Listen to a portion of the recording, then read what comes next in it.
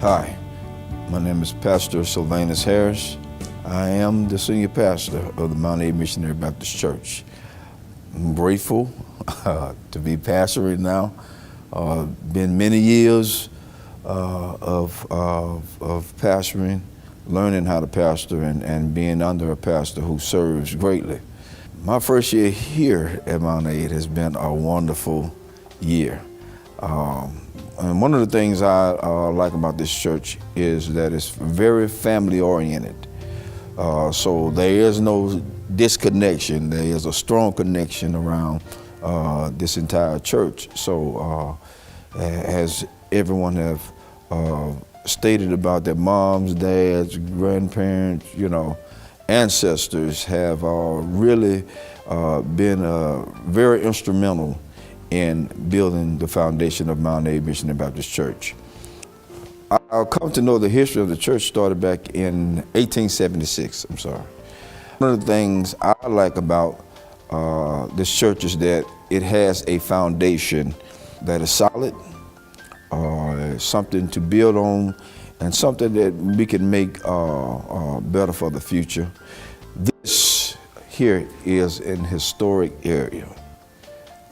This is something that most people dream about, but never actually get a chance to do. But in this season, in this time, God have allowed me an opportunity to pastor such a great group of people who have been instrumental to me and my family since we've been here.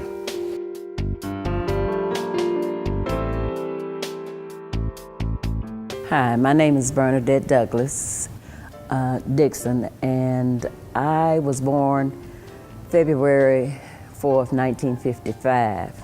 Of course, my family was already here. My great-grandfather died in the old church and was buried. His sons, which my cousin Ella was just talking about, her father, both of his sons, junior and senior, were out riding the woods, as they called it. They were in the turpentine business, and they were out chipping boxes. Well, he died on a Sunday in church, and they just laid him out on the cooling board, as they called it, and they buried him the next morning, and his sons didn't even know he was dead. My father relayed a lot of the family history about the industry and stuff. According to Daddy, the land was donated for the building of a church and cemetery for the community by a man named John Carter. And I became a member of the church in the early 1960s and was baptized out in the yard out there in a pool. And I can remember there being frogs in the pool, and I was scared. After baptism, we had to come back inside the church and sit on the front seat. And then after church was over, we received what was called the right hand of fellowship. My little hands were very small, and it seemed like all those big people were just squeezing it, but it made a difference. My connection with the church has made a difference in my life. My great aunt, Melvina Douglas, as she was telling you, our four parents were very strict. I started teaching Sunday school as soon as I learned how to read. And so I stayed a member here at Mambc for more than half of my life. And then, of course, I grew up, I got married, I left the church for a while and went to another church, and recently came back home. My father was a cook, as they call it, and he learned to cook at the Mambc restaurant under Greek chef Kamanaka. And he would always refer to him as his first teacher in the cooking industry. This place around here used to be fields, and of course, everything is building up into houses now, but it used to be fields. And we walked from Spanish Fort over here to church, and either my father or one of my brothers carried me on their neck. We had to cross a log to come across the, what we call the big branch, and then we had to come up the hill. And at that time, like they said, there was no air conditioner or anything, but the windows of the church were open, and if we were running late, we could hear them singing before we got here. And we were always excited to be here. We'd come in and like she said, Uncle Senior was over to Sunday school, and once Sunday school was over, we had just a little bit of break before we came back in for the 11 o'clock service. Our pastor's name at the time when I joined the church was Reverend Collier. And then after that came, many others. At one point in time, my Uncle Lester, who was my father's brother, he was the pastor. My daddy, James Zirin Douglas, was the chairman of the trustee board. And my Uncle Jim Douglas, was the chairman of the deacon board. That was just for a couple of years. We had many active families in this church. The active families was, we had the Carrolls, the Jenkins, all of those older people were very important in our lives, and they taught us, the right way to live. Everybody at that time worked somewhere. They either worked as domestics in the home, or I had a couple of aunts that were school teachers. I think Ella mentioned Aunt Letha. But we lived well, and it was because of the church. I remember Sister Knight and the others in the kitchen. They would cook for us for Vacation Bible School. We were excited to have hot dogs, sometimes popsicles. It was just a fun time for us. When this church was built, I was little, but I remember that we marched in the church. We marched from the old church up there, came down here, and marched in the church. My grandmother had planted a tree out there in the cemetery. She pulled it up on the way to church one Sunday morning, and she planted it, and she told my daddy, she said, when this tree gets tall enough to shade my grave, I'm gonna die. And she said, but the church won't be where it is now. She told him, she said it's gonna be a big white church and it'll be facing the highway. Apparently she had this dream. And the first funeral held in this church facing the highway was hers that in November of 1963.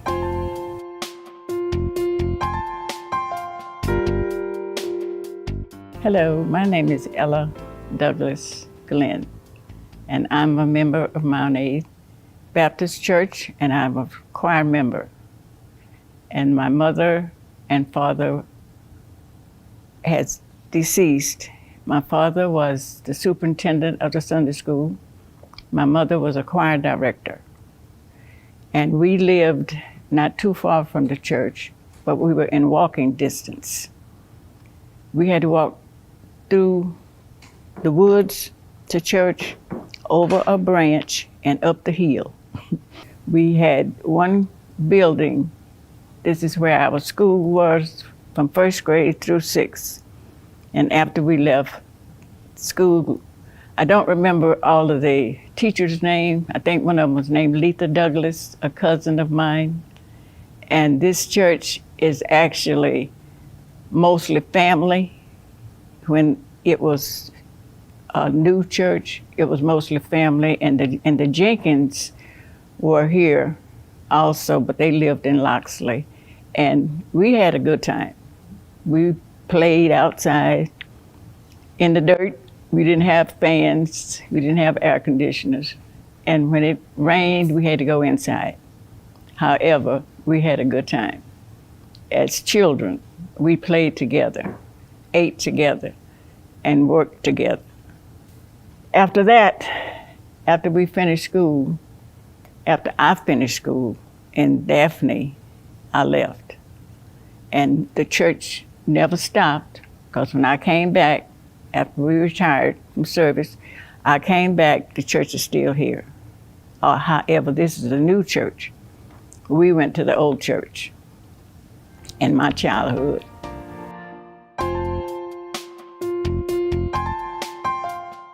What I can remember about the church, when I was 11 years old, I joined this church, and I was an active member up until this day.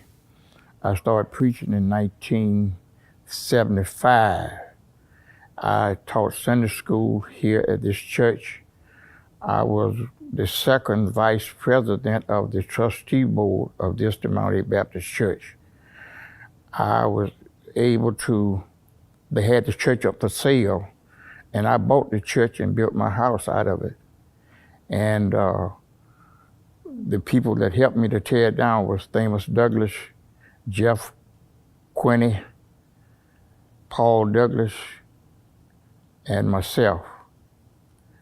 I remember when we had to go down to the spring to get water and bring it to the church, and they had two toilets, one for the men and one for the ladies, that was out back, way out, had to walk pretty good ways to the bathrooms.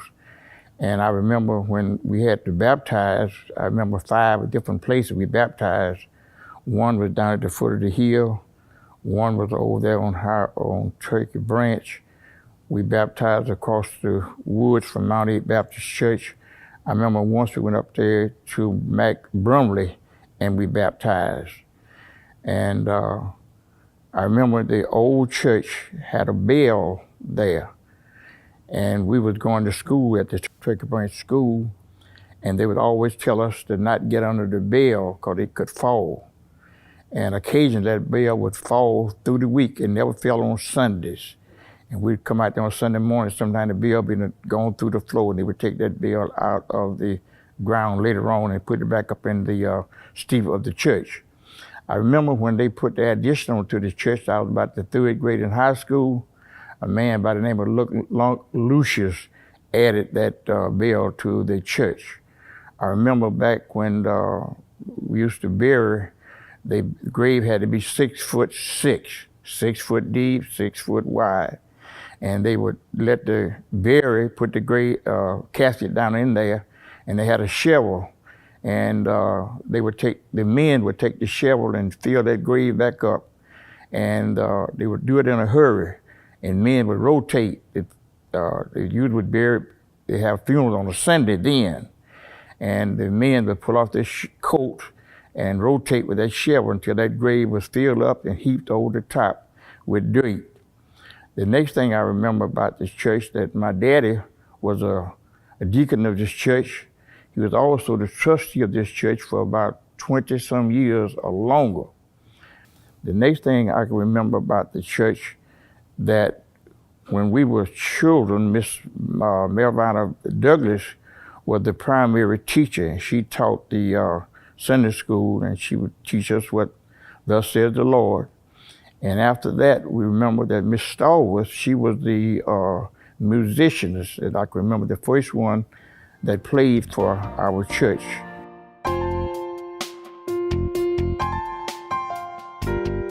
My name is Shirley Ann Carol Scott, and I was born and raised at my early years in Baldwin County. And my mother and my father were with us and whatnot, but then things happened, and they were separated a little bit. And so we ended up, my brother and I, one of my brothers, and we came back here and came to Baldwin County, stayed with my grandmother. And she had 13 grandchildren in the house. And we lived up on Highway 31. my brother and I walked from up on Highway 31 to the school that was over there. And even the interstate that you see the car ripping and running there was not there. But we would do that, walk through the woods. And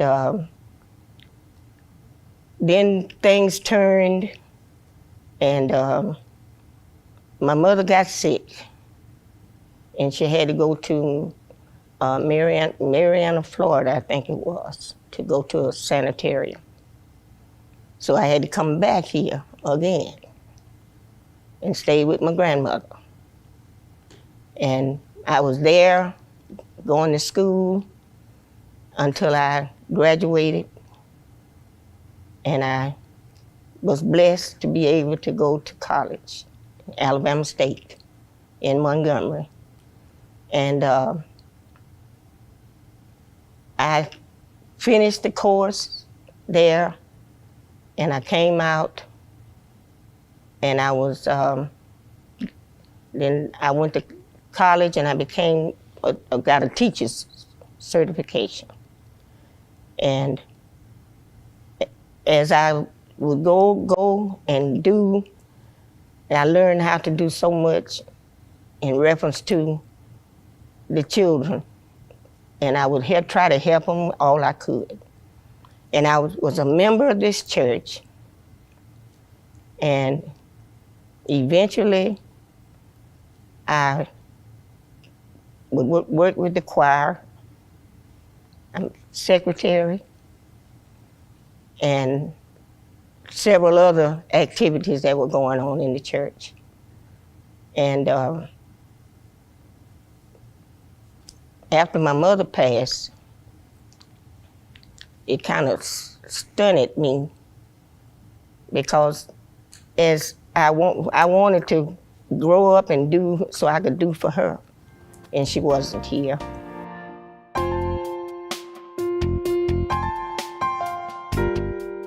My name is Samuel Jenkins Jr. and I'm a trustee and a deacon here at the Mount A Missionary Baptist Church. I'm a third generation being a member of this church. My grandfather was one of the people that helped purchase the area and build the first church that was here. And my grandmother is I never knew my grandfather, but I knew my grandmother. Her name was A.T. Jenkins, Amelia T. Jenkins. She was very instrumental while I was growing up as a young fellow.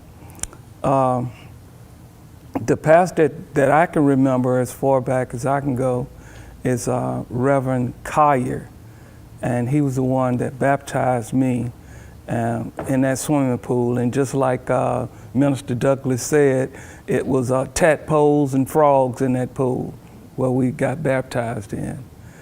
I'm 65 years old. I was born January 5th, 1955, and I've been here all of my life. Went off to college to Alabama State University and returned. And I served on the usher board. I've been taught by Reverend Longmire. I've been taught in school by Sister Scott. So our church history really is something else. My grandmother would line us up, all of the young men in the church.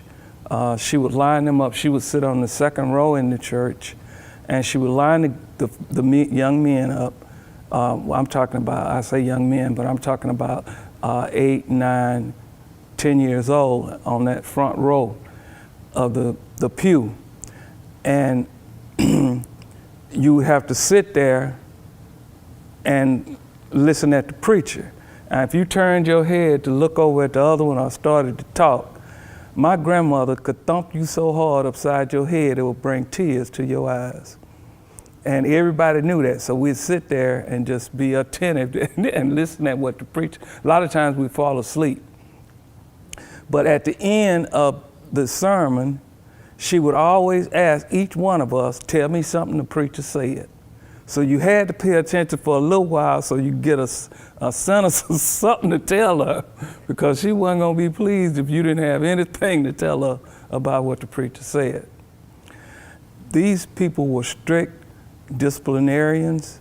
They wanted you to do what was right, and they didn't tell you anything wrong.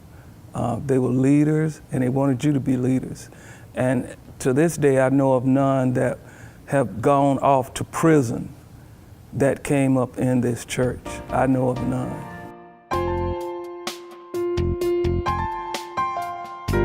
Hi, this is Johnny Hall. I wanted to let you know something about the Mount A Baptist Church. The Mount A Baptist Church is in a very surprising area, but a very good area. I learned about the church when I was very young. When I was born, my aunt was there to see me when I was born. And she was so surprised to see me. She and her boyfriend took me and carried me about 4 miles one Sunday morning to have me prayed for. And my godmother have been real close to me ever since. My mother kept me close. My daddy kept me close. I grew up, and one day I wanted to come to the Mount A Baptist Church. And I got up that morning, I felt so good, I wanted to go to church. But one thing I'd like to say at this time, the last pastor that was in this church before Reverend Harris came and took over, his name was Reverend Collins, Reverend George Collins. He lived in the Brumley area. Reverend Collins would come in and he'd give his service on a Sunday. He'd be service to the community. He would visit the sick. We would take trips. He was a fine man. So much so until he saw to it that he wanted me to do some, I'll say, household chores for him sometime. So he came to the place where he wanted to call me every time something went wrong in his house. So much so that I became just like a servant to him. And I was always close to him, all through the community. And wherever we went, wherever we go, whatever I had to do, but we became so close until he started inviting me to his house to do the repairs around his house. I did that for years and years. Whatever it was, or whatever he wanted me to do, because he knew I was very instrumental in that type of work, because I did it all my life. So I ended up doing various shows for Reverend Collins, and it ended up, we got to the place where we became to be associates with quite a few members of his church in his own community, which was his relatives. I got a chance to deal with his whole family. His wife, his mom, his children, and a lot of his friends. I'd go into the area whenever they wanted me, and I would do what I could to make things happy. And that's where we come from today. Reverend Collins was a great man. He did a great job in the church. We loved him. But now we have a new pastor, Reverend Harris, which is a fine man. From day one, he has been a joy ever since we've been here. And we hope everybody that have ever visited this church, through Reverend Harris, who is our pastor now, or any other minister that have ever come to the Mount A Baptist Church or any other congregation that had ever visited our church. We hope that you can say like we can say today.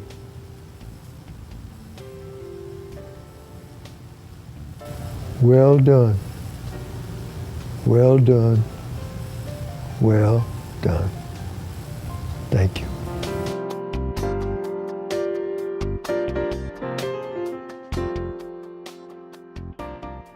Hi, my name is Verdine Boyd Hollings. I was born March 28, 1945. I was raised out at Mount Aid. My parents were here, D.C. and Arlene Boyd. It was 8 of us. All the children were raised and born out here. And we all were baptized. I was baptized when I was 8 years old under Reverend Lester Douglas. They had a pool out back. I was baptized out there. My sisters, the older ones, was baptized in a creek down the street on CC. They called it the CC Road. And then several of them was baptized down the hill right there. It was a creek down there that they were baptized in. We walked to church every Sunday morning. I lived between Highway 31 and 90, and my sisters and I and James Zetta Quinney and Marjorie Hall, Lena Mae Quinney, and Jeff, all of us would walk all the way from 31. They'd come across 31 down to 90, and we'd walk all the way up Highway 90 to church every Sunday morning, time for Sunday school. It was also a Mount and Sis. They were the Douglases. We lived all in the same neighborhood, but we'd walk out here every Sunday morning, and a lot of times we'd be coming to church. We could hear Uncle Rita, that was James Zetter and Marjorie's daddy. We could hear Uncle Rita singing, "I'm going through" before we get here, and we'd be running, trying to hear Uncle Rita sing. It was awesome there. My grandfather also, he was out here. Frank Austin, also Uncle Rita and them, they rode horses. Every morning on Sunday morning, they'd have that wagon. And sometimes we'd get on the wagon with them and ride out here to church. But most of the time we walked. I can remember when it was right up there, the old church. That's where we'd be running, because it was like a little trail that came up that hill all the way through here, and we'd walk up to the older church. That's where we attended church up until this one was built. Mr. Ishmael Carroll, he was a deacon out here, and he would ride his horse on Sunday mornings. Every Sunday morning he had a great big white horse that he had on that wagon, and he'd ride it to church every Sunday morning. It was the Douglases, the Austins, the Carrolls, Jenkins, the Boyds, Jerkins, Mr. John Jerkin. He had a daughter, LaRose Jerkin. She was a musician here at one time.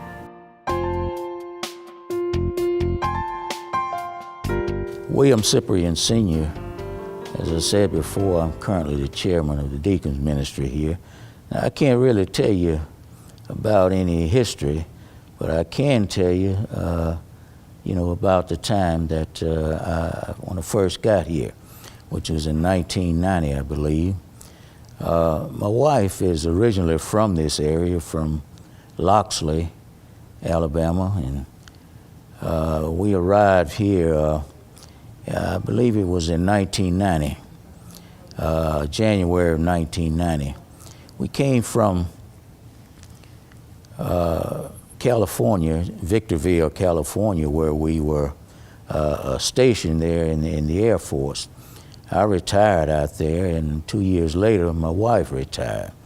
And so her father is from this area, and I think her father kind of talked her into coming back here because I had my sights on Florida. But we ended up here, and we joined the church. Her father talked to us quite a bit about, you know, how good this church was, and the people in the church, good people.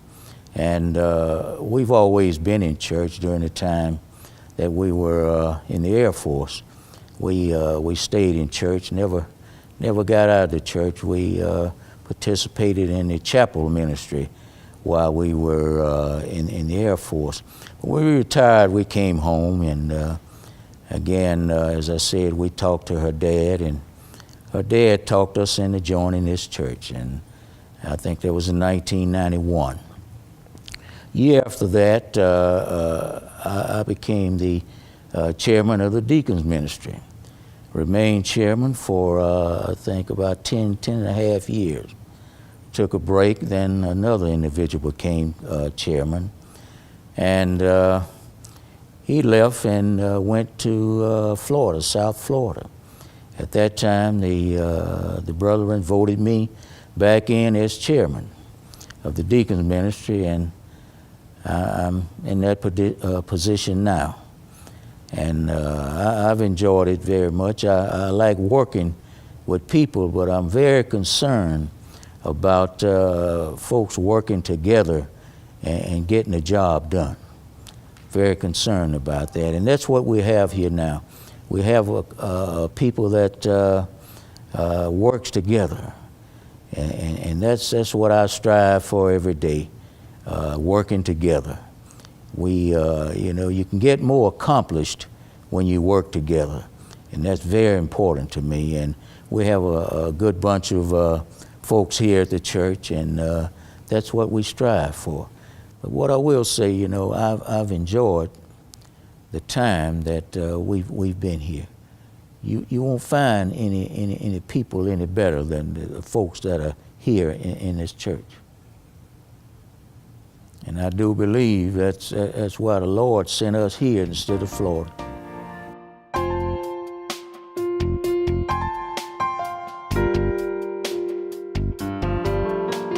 Senior Douglas was a father for 13 children, and I'm right in the middle of them. But we all were members of this church. And he was so strict when we were younger. He could look at you. If you were out of place, you jumped back in place. He was just that strict. And my mother used to tell him all the time, "You're too strict on those girls." He said, "They are mine. They're my girls. I want to raise them right." And he did, out of the 13. And when he got ready on Sunday morning, he would lead the way, and he made everybody get up and have breakfast around the table. But he prayed so long, the food got cold. But we still had to eat it before we left to come to Sunday school. And we stayed at church all day. Sunday school, 11 o'clock service, BTU service, and I don't know what else. But we had a lot of fun. He raised us right. Out of the 13, I don't know if any of us has ever been in jail. I was born July 12th, 1933, and I was raised here in Baldwin County, and the creek down here where we were baptized, some of us were baptized. And in the creek, we didn't have a pool to be baptized in. Snakes were there. We had to, when they put us in the water, we still looking for the snakes on each side. Because everybody, and we were raised in the country, but I'm still afraid of a snake. That's the only thing I think I'm afraid of. And if I see it first, he's a dead one. I don't play around with snakes. But anyway, we had a good time.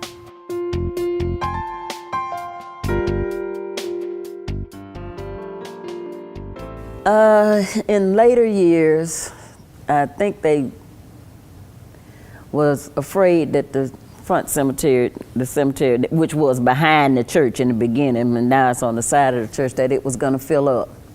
So they started another cemetery for non-members of the church who were members of the community in the back, and that's why we have the two cemeteries. We are all part of the same families, but just some people that are not members of the church, then they are buried back there, which I think is the prettiest place because it's got the most trees, but that's the reason. Choir rehearsal, that was another thing. Thursday evening was choir rehearsal. Everybody got off the school bus out there and came to the church. And we had a lady named Sister Viola Autry. She had a big, long wood panel station wagon. And she piled all of us in that station wagon to take us home. She also, when we had to go somewhere to sing, she had the entire choir in her station wagon. And she took us to different churches, and we would get up and sing. We also went to WGOK over in Mobile on Saturday mornings and sang on the radio.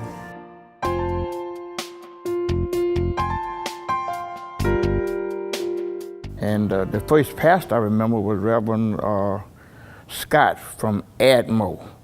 And the latest pastor we have now is Reverend Sylvanus Harris. So I can remember from then up till now all the pastors. And we can say this, that Deacon Hilliard Jenkins, he was the chairman of the trust of the deacon board. And I never seen a man that the people admired as he was admired. He was, they really respected him as well as he was the pastor. Whatever he said, there was no question. He just said it. I remember one time we was out here digging up the stumps out here at the church. I was operating a backhoe, and one of Deacon Carroll was somehow or another, he got in the way, and I took the backhoe and switched it around real fast, and that bucket hit Deacon Carroll, and he fell to his knees. Blood came out of his eyes, nose, mouth, and I just knew he was dead. But by the grace of God, he went to the hospital, stayed about a week, and he survived, and he lived years after then. I remember also when I was a little boy, you could count the cars on one finger that was here at this church. Men came on horsebacks, some people came on wagons. And the next thing I can remember about this church, when I was tearing the church down, there was an accident right down this, at the highway where you came to the church, and a man was killed. The next thing I can remember about this church, that I used to teach Sunday school right here in this side here, teach the young men. And I also sang in the choir. I was a Sunday school teacher. I think I'm repeating myself here in this church. And some of the young men I taught with Brother Samuel Jenkins and Brother Shelley Jenkins, and I say Shelley Jenkins, his son. And the Lord had blessed me from then until now. I've been preaching for 45 years. And I remember Sister Scott, she was the secretary, that made out the license and signed my name on the credentials. And now it has almost faded out down through the years.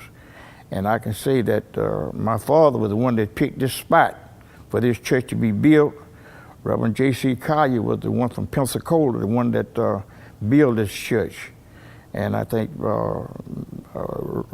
Wheaton was the contractor that added on to this church.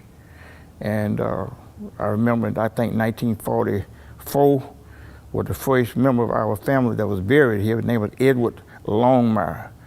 And then later years, my mother passed, and then my father passed. And that's all we had buried in this church. So we've been blessed when it comes to the death of the immediate family of the Longmires. I think we got about the shortest list of the people been buried here. And I just give the Lord the glory and the praise for the many blessings that he has blessed me. As I said earlier, we always walked to church, but now the Lord had blessed us that we able to ride here. We got air conditioning, we got carpet on the floor, we got padded pews, and we have really been blessed from the time that I've been here up until this day.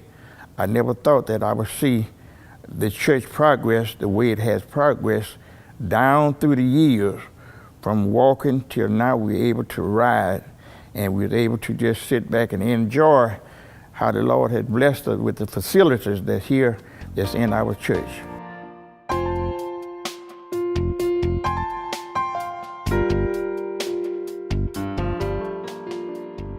Well, as I said, my brother and I walked, and some of us, same thing happened when we had to come to church. But there was a pool, when it wasn't really a pool, but it was a water, and that's where they were baptized. And I think it was down this way, that way somewhere. And the church was facing this way at one time, and then it turned up and went the other way. So, but everything was still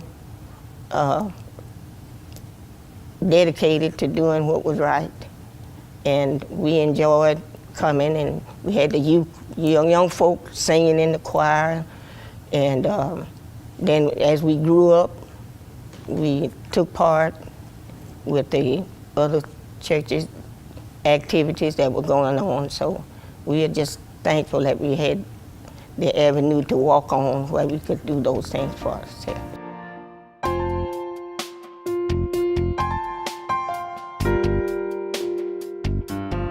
My dad was a very dedicated man to this church. He was on the usher board and also chairman of the trustee board for a long time. And I have that position now, just recently been in that position. And I got some big shoes to fill. My dad was the first the only black county commissioner that we have had in this county of Baldwin County. And he's got a highway that's named after him that runs right in front of this church. He was very dedicated to his church, and my mother was also. She sang in the choir and everything. And all of my brothers grew up here. My mother had 5 boys. 2 of them are deceased and 3 are still living. All of the descendants that were, all of my dad's brothers, siblings, and everybody have passed on. The last one passed on earlier this month. So that was the last one. My granddad had 5 boys and 3 girls. All of them were very, very successful and pillars wherever they went within the world. They were stationed all over the world. And they constantly would send donations back to the church whenever we had special drives. Ever since I've been here, this church has always been financially stable. Ministers never left here without being compensated. We've always, matter of fact, we paid our bills on time, and this church, we always paid it off, bills off before they matured. And from what I can remember, I was told that used to be where we've got the fellowship hall was a school, and the church had donated it to the state to be a school, and my grandmother taught at that school. So my family has got a long history of being here at this church. The windows were open at the old church, and there was a lot of church going on in there. People used to get, ladies and men used to get happy in church when the preacher would say something that touched their hearts, and ushers would have to come and sit them down and fan them to get them back calm. I think it was a way of relief from the pressures that that person had gone through that week, and then to be able to let it out and then be charged up by the minister and move on for another week. It was oppressed, and but we kept moving on. Our ancestors did, my grandmothers, my dad, and we didn't even know that we were really being treated not equal because of the love and the care that they showed us. I mean, we thought we knew we were cared for.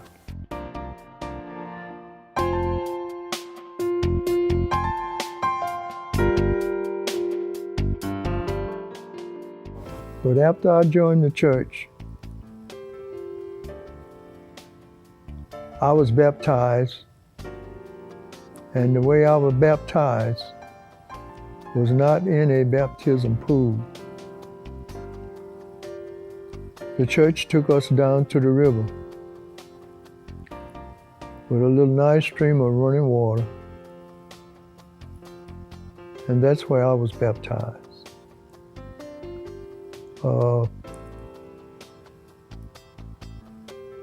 Our church eventually, we had a big storm, and I don't know what happened, but the big bale fell through the steeple and damaged the church. So after then, the people began to look for another area to put another church up. So they kept on till they started this church. And if I go back a little bit and to bring you up to date on how this church started, excuse me, we had a pastor and his wife out of Pensacola.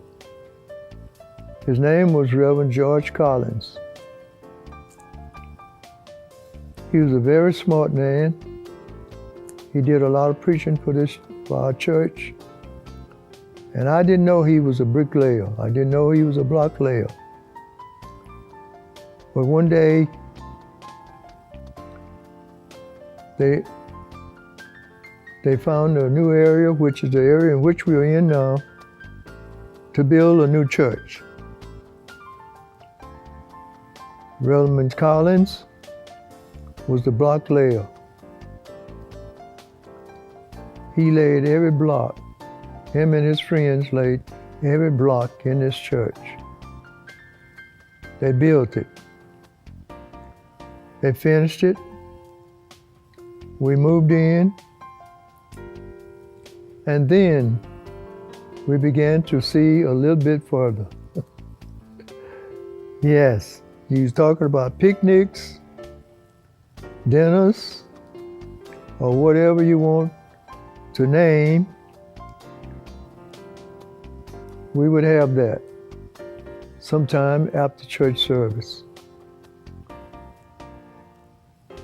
So this church that we're living in now has been very tremendously appreciated for this community in which we live now. This church has came a long ways. The time that I've been here, I've been able to see many ministers come and leave, and then we get another minister, until this day have come.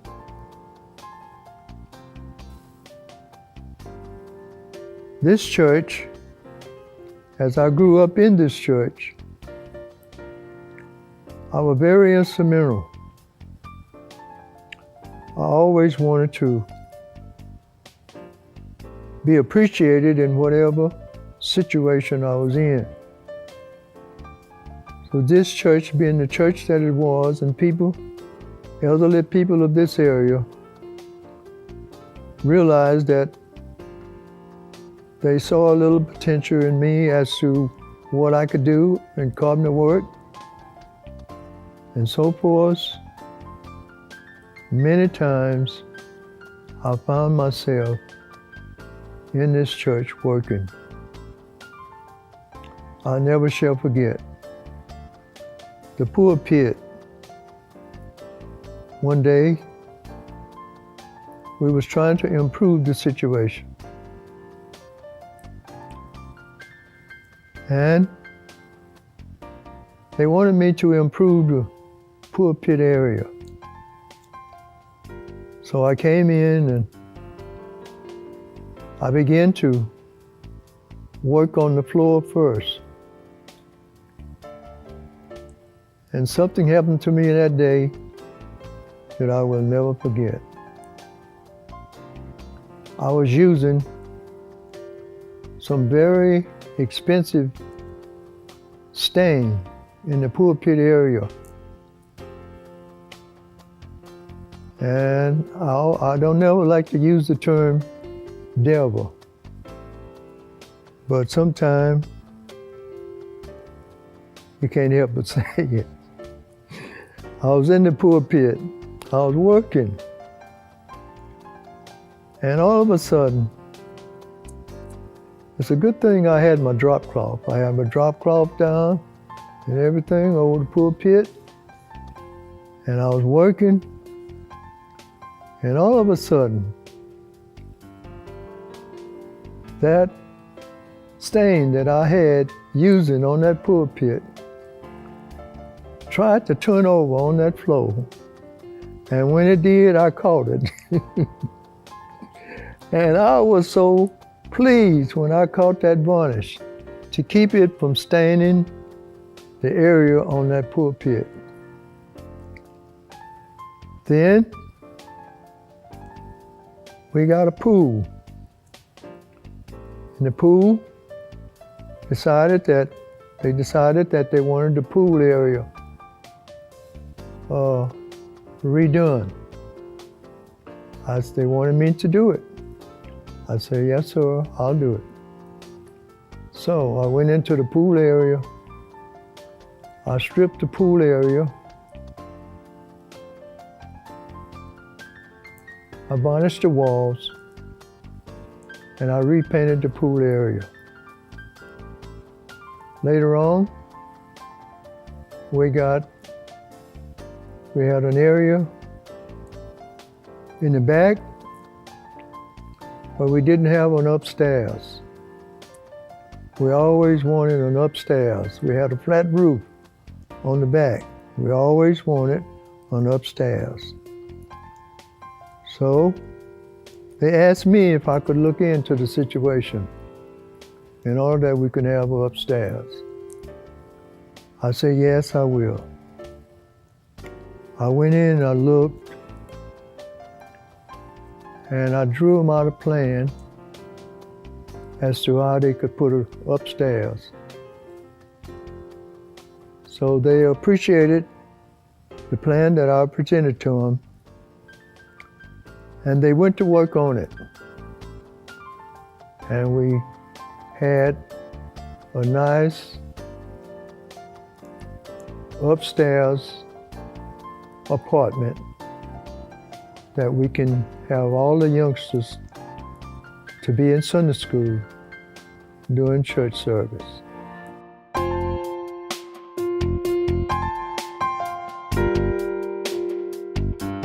I want to say that we have 9.5 acres. It was acquired back in, like I said, 1876 when the church was first built. The first building was actually built, I want to say, like maybe over on the, I guess going toward the east side of the land of the property, or where the cemetery is now in the front. At the latter part of the years, they built where we're sitting at now. And the next building after that was remodeled and built in that same place. But I want to, and I'm just speaking for future reference of the church, because people need to know where we're headed in this season. You know, we want to, this here is in an historic landmark, and we want to be able to show people of all cultures. It's not just a black or white or Hispanic thing or any of that nature. It is for everybody to see the history of where we come from. But don't just linger on the history. We got to learn to build upon it. And so that's what we're doing, we're building upon it. And we had some real good people who was very instrumental in us being here. But going forward, we have future plans that are going to be taking place. I'm praying God's blessings upon everything that we undertake to do, and it's for the kingdom of God.